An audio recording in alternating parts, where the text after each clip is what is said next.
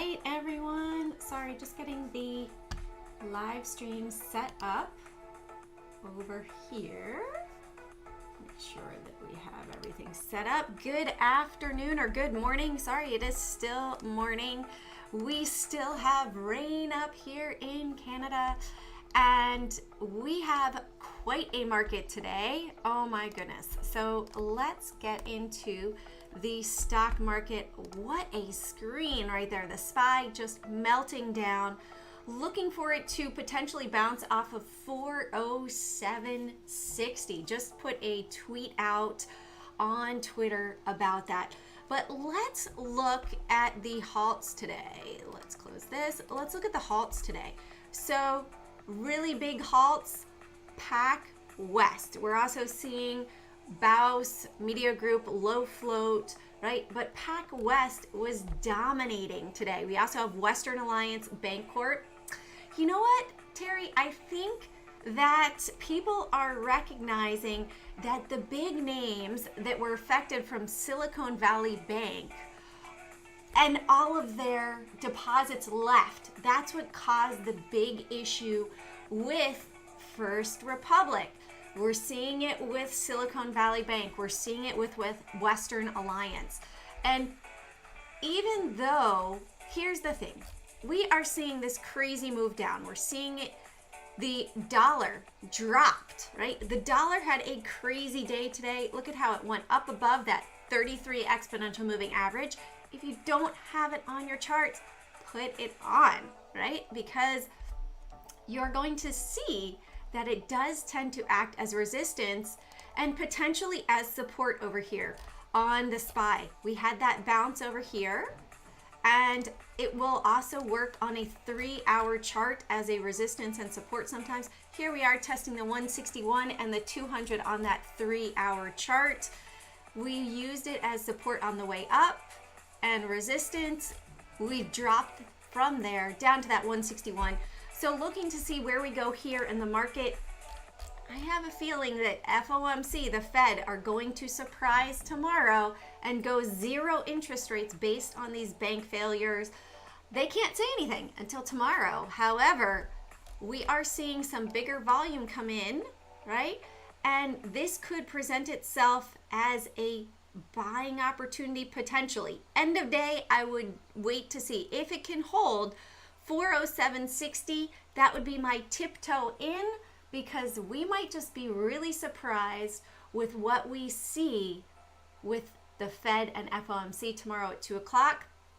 No presumptions though, just they tend to like to take it the opposite direction, then buy in. However, the banks are being heavily hit. This is XLF, the bank index. We have Berkshire Hathaway on the cover of Barron's this week. Berkshire Hathaway, they said, yes, it is a buy. That was yesterday. Did they sell it off? If it holds 322.50 today with a little buy, then we might see that we see great earnings on Thursday for Apple. Personally, I am sitting on the sidelines. Is this the sell in May and go away effect with FOMC? Potentially, right? But the banks are heavy, especially in the Dow Jones, for waiting, also in the Russell as well. So looking at the banks dropping down, the only thing, this is the ETN, FAS, that's the only thing that's green today. FRC down 43%. PACW, mentioned it this morning on my watch list. So if you guys want some amazing trades, the watch list performed amazing today. So let's check out the watch list. So we have Ford, yep, nice short below 1206 today. Apple, we have Ford reporting earnings after hours. Apple coming down to that 4 exponential moving average right now, was overextended. Are we going to be able to hold this trend line here, roughly 167.36? This might be a drawdown to bounce going into earnings. If we do fail this yellow line right here, I'm going to make this a different color. Let's make this color a dashed line. There we go. So if we go below this yellow solid line, watch out, we could be heading back down to 152.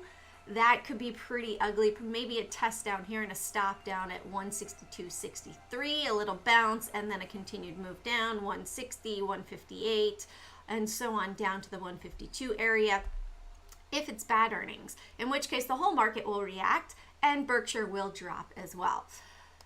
So that's going to be going into Thursday to watch that. But we had FOMC, we had Uber today with earnings, a short trade right here below $35 down to $34.23, nice 80-cent short trade. PACW this morning, the biggest mover, right, down 31%. It went all the way down to 43% low. Now, this is our point of control, right? We had big, heavy selling at 842 now, and then point of control flipped down here to 627. Now we have it down here at 605. We are up above. If we break above 625, there is a good chance that we are going to see this come up and test 715, fill this gap up here, and potentially all the way up to 842. Yes, the bears came in heavily. They were there yesterday too, right? They sold yesterday morning. Intel today, a nice short as well off of 30.32. Look at how it tested. Look at how it tested in the first 15 minutes and the resistance up here at 30.50. These levels perform. So if you are new to checking out my live streams, come and check out as a member. Try it 1 month and see if the list generated will pay you back with some amazing trade opportunities. I say, just come try it. Just try it 1 month. See if you like it. You can ask questions. Right, Terry? They perform. These levels perform. And let's look at Chegg in the education sector today. Had a bit of a short, a bit of a run up, and then a short right after market open right there, pulling down. Not as impressive as PACW. I'm going to tell you, it's hard to find one that's going to move 40% in a day. We also had Icon Enterprises, nice short after 44.50. Look at that, all the way down to 38.10. Almost $7, more than $7 there, $7.40 to the downside. Good opportunity, right? We have BP with earnings today, and a nice little short off of 37.60, actually triggered before market open. I would adjust this back down here to 37.40, and look at that. We have selling resistance up here at 36.50 right now. It is in bear mode, potentially hitting down to 36 over here. Also, ANET had earnings as well. Big drop down and continued move down to the 161. We might find support down here. I'm surprised that we haven't seen bigger volume coming in at that 138 area. Let's bring it on over just from 930. Let's see where that point of control is. Still up at 141.73. So it looks visually like it's found a bit of support on this exponential moving average after earnings. However, big selling was up at 141.73. Marathon Oil as well. Yep, another one biting the dust, right? So Marathon Oil earnings as well below 23.92. It did break below that earlier. I would have moved that down here, 23.50 for at the open. And yeah, bigger selling that happened. Where are we right now? Still the big print. Why isn't this adjusting for me? There we go. All right, so big resistance right now, 22.54. Keep that on watch. If it breaks above 22.54 up to 22.80, potential nice 26-cent gain right there. Let's look at the indexes. So Dow Jones today, look at that, coming down. We're hitting that 33 exponential, right? SPY, almost hitting that 33 exponential. Qs, we have quite a ways. Qs is the strongest. If we pull back to 313.63, that would be the 33. Right now we have big point of control at 318.07. SPY point of control 408.75. Russell below the 33. That has been the weakest of them all. And the big point of control is at 170.40. So watch if we go above 170.50, potential squeeze up to 171.80 would be the retracement trade, a little bit more difficult. Now, if you want to understand more about point of control, more about the dark pool prints, more about the big money selling, come on over to thedarkpools.com. Check out the training pit. We do have amazing webinars in there. We've got 4 webinars a week. Plus, you can reach all of us, shoot us emails, ask any questions you want anytime. I'm always accessible as well through my email, through my website, cjandtrade.com, and also on Twitter or on Instagram. So just reach out. And if you have any other stocks that you want to check out, put it in the chat and we will check it out. All right, let's look at the dollar. So the dollar today moving up, right? Had a big surge up and then we dropped below that 33 exponential. What does that do to commodities? When the dollar goes up, commodities go down, right? Inverse relationship, because it costs less to purchase things when that item that you're purchasing it with has more purchasing power. So silver, as we see the dollar drop, silver is moving higher. Let's put this on a 24-hour chart on the right over here.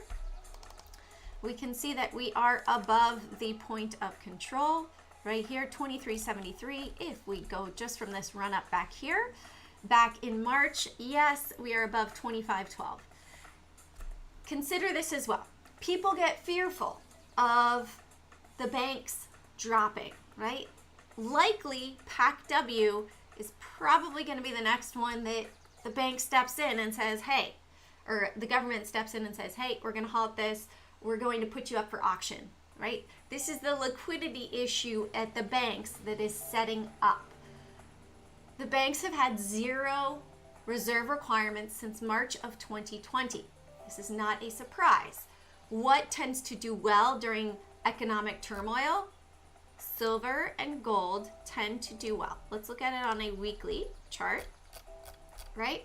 So when we look back at 2008, 2009, 2008, silver dropped and then it skyrocketed. It went from 8 to 48. That's about 600%, right? Gold during that time frame, gold 2008 to 2011, we went from 693 to 1900, about 300%, right? So when you look at it, we look at gold and silver in the shorter term, right? Here is the 33 exponential. Let's move it over a little bit. I'll hide this just for a second. Hide. Okay, so we came down to the 161. This is the weekly chart, right? We came down to 161, 200. We bounced, right? Let's look at it on the 24-hour. We came down below. We bounced. Now, in this short term, right here, let's zoom it in. Short term. From the top that we had back in April, we have not come down to that 33 exponential. We have all of these buying wicks, right? That's showing the strength of people buying silver futures and also physical silver. If you guys do not check out Michael Silver Squeeze on Twitter, right here, let me pull it up. Silver Squeeze. He puts out some great charts. If you follow me on Twitter, you probably have seen me post them. So right now we're seeing that these numbers are dwindling, right? The numbers that are the vault totals available, the total number of contracts. People might be calling them for delivery. And so they're it's decreasing the vault totals. Plus you have retail individuals that are buying the silver and gold themselves, right? So let's look at the gold chart, okay? Gold, we came all the way down to that 33 exponential. Yes, we do have buying right here that hung around 1990, right? That looks like that's where all the buying has happened, but it came all the way down to the 33. So not as strong, right? When we see side by side the economic time of 2008 to 2011, the rebound and recovery period, that silver went 600%, gold went 300%. So silver, in my opinion, has more potential to grow over time, right? And in the description area below, if you guys don't know where you can buy silver, there is a link right on Amazon. You can buy it on Amazon. It's a Better Business Bureau company that actually has silver and gold for sale, and they'll deliver it right to you. So it is a quality Better Business Bureau location. They have everything there, and you can get it. We saw that the price from yesterday to today was about a $4 difference of premium, right? So here's the difference. Silver futures is going to be the paper product price. We saw last year, at the beginning of this year, that they determined that JP Morgan, surprise, surprise, manipulated the price of silver futures contracts, right? They suppressed it because the banks used to be able to hold paper products, futures contracts, for collateral on their deposits in the bank.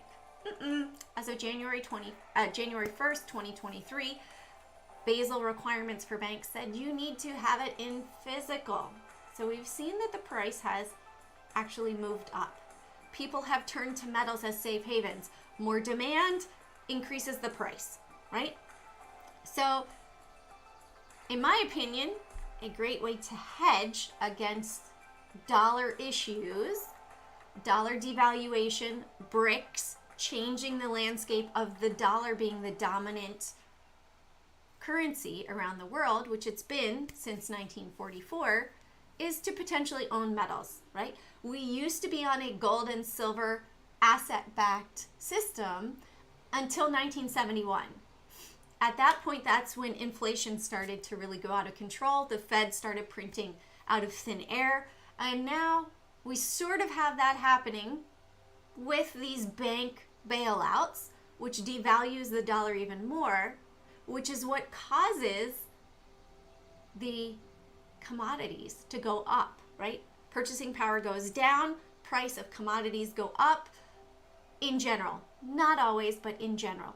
And so we're starting to see that. Another bank issue, dollar drops, commodities go up. The FDIC comes in and say, here, we're going to give you money to help the banks. And it actually decreases the value of the US dollar. So, in my opinion, owning some of this metal is a good way to hedge against any issues in the future with the dollar devaluing, the change in financial landscape that we are seeing. And likely, we're going to see a big change in the world financial market coming up in the next 6 months. So being prepared, being forewarned, prepared, there's no fear, right? If you now know about it and you're a little fearful, you have the decision to do nothing or to prepare yourself. So you are forewarned, and just set yourself up for success, right? Little bits, even if you buy one coin a month. Hey, if that one coin were to go to $500 from $25, that's pretty good, right? So in my opinion, slowly stacking is a good way to create that savings with some metals.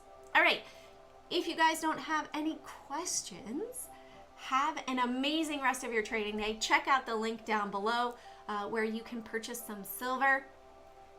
And I wish you all the best. Have an amazing rest of your trading day. Come and check out my morning live streams. Look, I had PACW at 9:12. Look at that, 9:12 down to 5:26, $4. Let's check out that potential profit area, profit margin. That's just from 9:05, 41%, right? What if you'd had a PACW option put? Man, that totally paid off. Would have totally paid for your membership, right? If you'd just been here this morning at 8:15, you would have been prepared.